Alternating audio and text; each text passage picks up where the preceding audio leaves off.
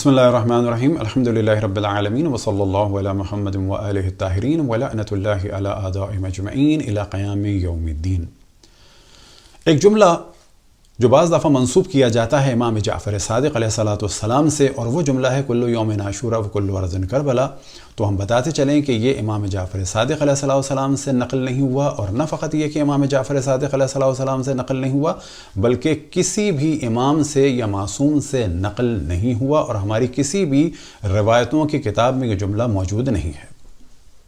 اب ممکن ہے کوئی سوال کرے کہ اگر کوئی ایسا کہہ دے تو گناہ ہے؟ ہاں، اگر کوئی ایسا کہہ دے کل یوم عاشورا کل ارض کربلا اور امام سے منسوب کرے ہماری اس گفتگو کو سننے کے بعد، تو قطعاً گناہ گار ہوگا، اور اگر روزے کے عالم میں کہے گا تو اس کا روزہ بھی باطل ہو جائے گا۔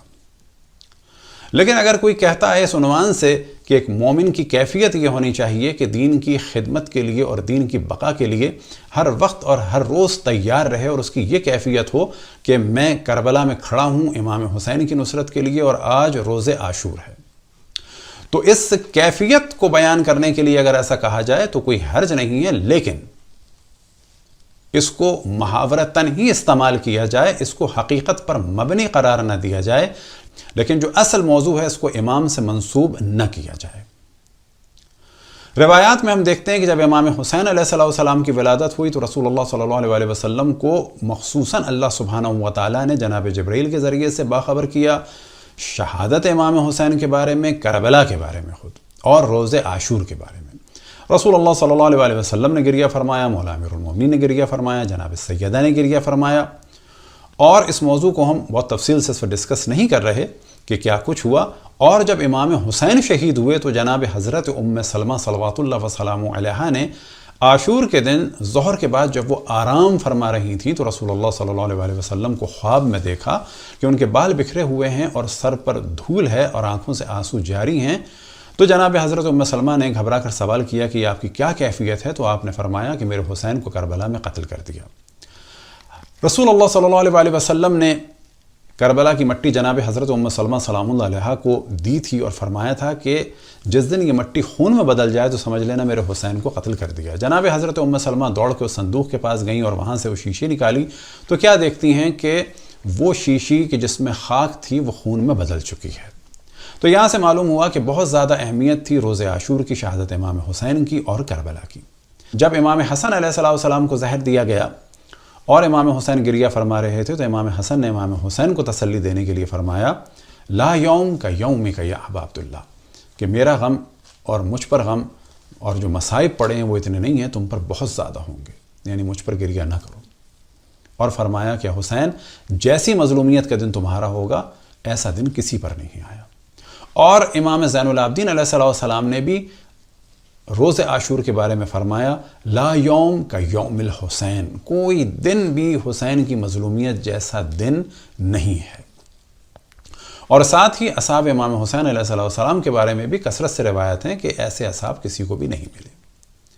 اب اس موضوع کو ہم کیوں ڈسکس کر رہے ہیں؟ پہلی وجہ ہم نے بیان کر دی کہ ماہ رمضان میں اگر کوئی علم و آگاہی کے بعد بھی اب اسے امام سے منسوب کرے تو اس کا روزہ باطل ہو جائے گا، اور یہ کام ویسے بھی گناہ کبیرہ میں سے ایک گناہ ہے۔ دوسری وجہ یہ کہ اب بڑی کثرت سے علی زمان، حسن زمان، حسین زمان القاب استعمال ہو رہے ہیں، اور اگر ان کو اسی طرح سے آزاد چھوڑ دیا گیا تو نوبت یہ آئے گی کہ مختلف شہر کے حسین ہو جائیں گے، اور بڑے آرام سے کہا جانے لگے گا، جیسے آج کل بڑے آرام سے ہر واقعے کے بعد کہہ دیا جاتا ہے، مثال کے طور پر کربلا کوئٹہ یا کربلا کراچی یا کربلا پارا چنار، تو پھر تدریجاً یہ بھی شروع ہو جائے گا کہ حسین پارا چنار، حسین لاہور، حسین کراچی، حسین انڈیا، حسین پاکستان۔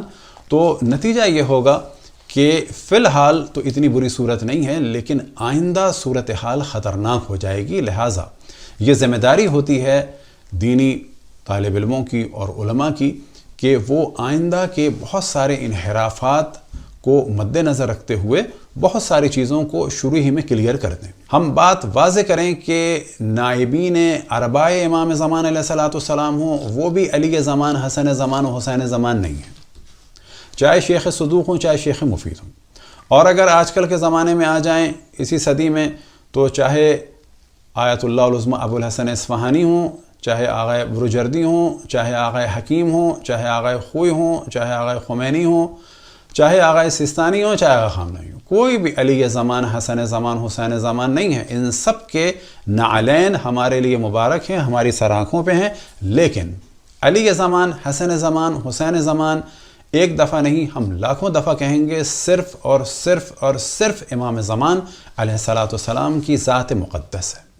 اب یہاں پر ایک سوال پیدا ہوتا ہے کہ یہ موضوع آیا کہاں سے؟ تو جواب یہ ہے کہ ڈاکٹر شریعتی کی ایک کتاب ہے، اس کا نام ہے حسین وارث آدم. اس کے آج کل کی جو نئی پرنٹ ہے اس میں صفحہ نمبر 50 پر انہوں نے اپنی گفتگو کا آغاز، کیونکہ اس سے پہلے مقدمہ تھا، اصل گفتگو یہاں سے شروع ہوئی.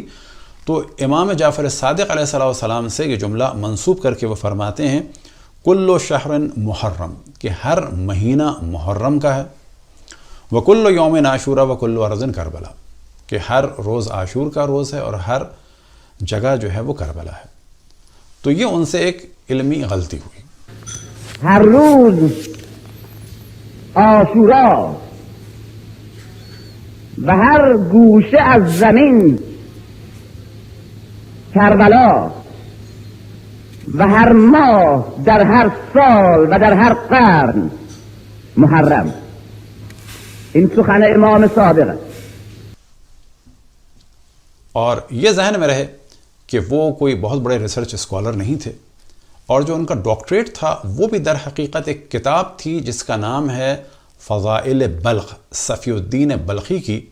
اس کتاب کو انہوں نے جو 155 صفحے کی تھی اس کا ترجمہ کیا تھا فارسی سے فرینچ میں، اور اس کتاب کے ترجمے کی وجہ سے ان کو فرانس یونیورسٹی سے، سوربن یونیورسٹی سے ڈاکٹریٹ کی ڈگری ملی تھی.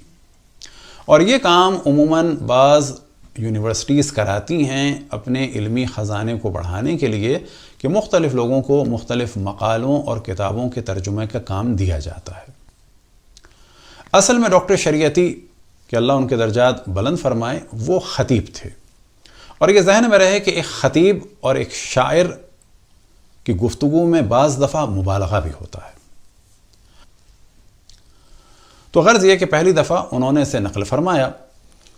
اب آپ کے سامنے فرانس یونیورسٹی کا 1961 کا وہ لیٹر ہے کہ جس میں ایرو بنا ہوا ہے کہ فضائل بلخ جو ہسٹری کی کتاب ہے اس پر ان کو کام کرنے کے لیے دیا گیا تھا.